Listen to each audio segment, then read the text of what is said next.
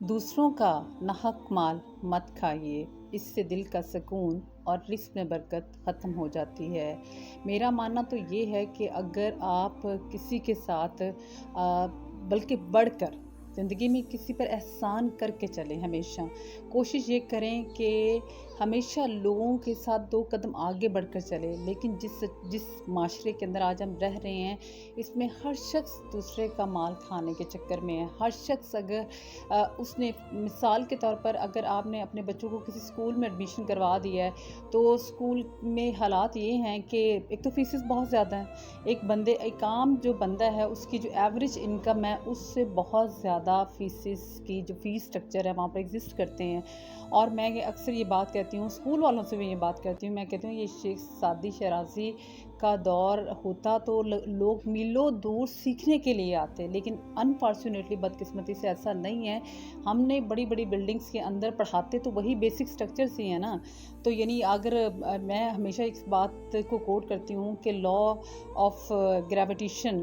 یا پھر جو نیوٹن نے تینوں لاز ایجاد کیے تھے اور بتائے تھے، ڈسکور کیے تھے، وہی لا پوری دنیا کے اندر پڑھائے جاتے ہیں۔ وہ بڑی خوبصورت بلڈنگ میں وہی پڑھائے جاتے ہیں اور ایک عام سی بلڈنگ میں وہی پڑھائے جاتے ہیں۔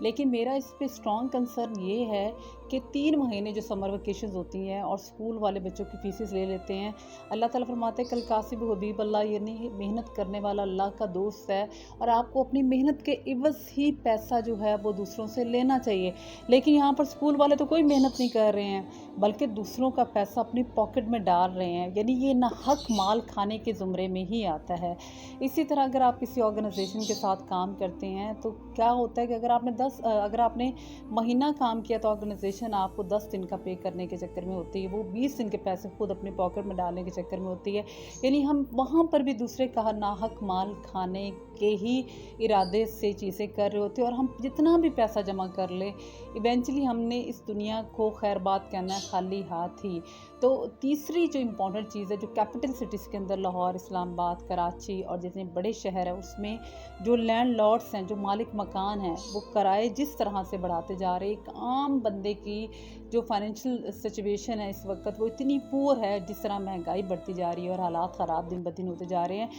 نہ تو وہ زمین جو ہے، جو گھر ہے، وہ نہ تو اس کے کوئی ایسی مطلب پروڈکٹیو چیز ہے یا کوئی پیداواری نظام کے اوپر بیس کرتی ہے کہ وہاں پر آپ انویسٹ کر رہے ہیں، پیسہ لگا رہے ہیں یا خرچ کر رہے ہیں، جس کی وجہ سے آپ کی زمین جو ہے وہ آپ کو کچھ دے رہی ہے۔ آپ نے بلڈنگ تو وہی دے دی ہے، یعنی بلکہ 20-25 سال پرانی بلڈنگز ہوتی ہیں، اس میں لوگ رہ رہتے ہیں، لیکن اس قدر مالک مکان بھی جو ہے وہ ان کے اندر رحم ختم ہوتا جا رہا ہے، جس کی وجہ سے کرائے اتنے زیادہ چھوٹے ایک کمرے کے مکان کے جو کرائے ہیں وہ 25-25 ہزار کے ہیں، 20-20 ہزار کا کرائے کا مکان ہے، اور اس پر سب سے جو اہم چیز، جو سب سے ایک بڑا ظلم یہ ہے کہ مالک مکان خود بھی ٹیکس پے نہیں کرتے بلکہ کرایہ داروں سے کہتے ہیں کہ ٹیکس پے کریں۔ تو یہ وہ ساری میری آبزرویشنز ہیں۔ میں ڈفرینٹ جگہوں پہ چونکہ